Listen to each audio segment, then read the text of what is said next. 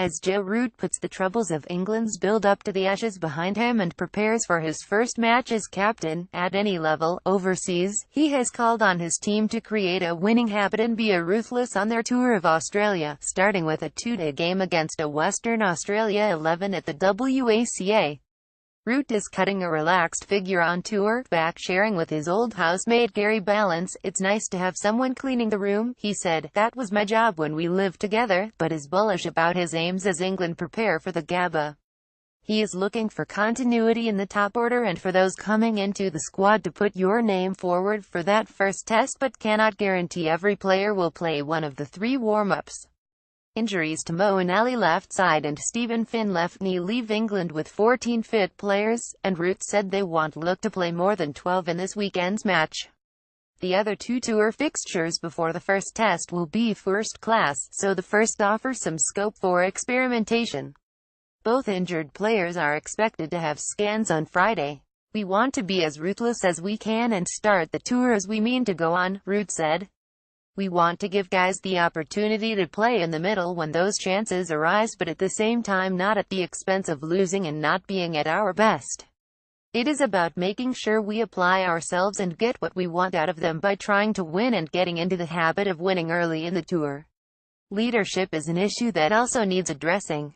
Over the coming days, Root and the management will discuss the appointment of Ben Stokes' replacement as the vice-captain. "It will be sorted by the first test. I don't think it makes a massive difference to me on the field," he said. "I have senior players around me who have been fantastic. It is a side that is always wanting to help each other out, which is a great environment to work in. Players are thinking about the game, looking to drive it forward themselves and take responsibility. It is a joy to captain." Of his overseas captaincy debut, Root said, "It's important I use these 3 games to get a good feel for captaining overseas and how we are going to utilize the conditions. Making sure we have clear plans for their batters and we are as prepared as possible and give ourselves the best opportunity to break their side down. There are a lot of new things, and these 3 games are an opportunity to get us off to a great start. We need to get guys into form and for me as captain to get a feel for how cricket is played in these conditions."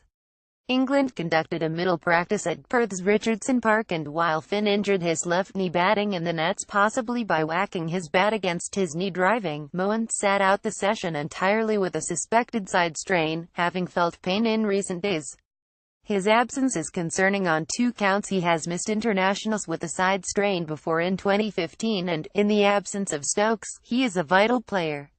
Neither injury is thought to be trending at this stage, but were Moeen ruled out, England would require some lateral thinking, with batting and spin bowling required from his replacement. Liam Dawson might be the selector's first thought, but Samit Patel should be in the frame too, and Mason Crane is likely to play against Western Australia.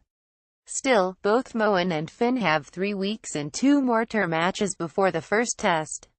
Even if Root is unsure, one new player with a keen sense of how cricket is played in these conditions is Mark Stoneman.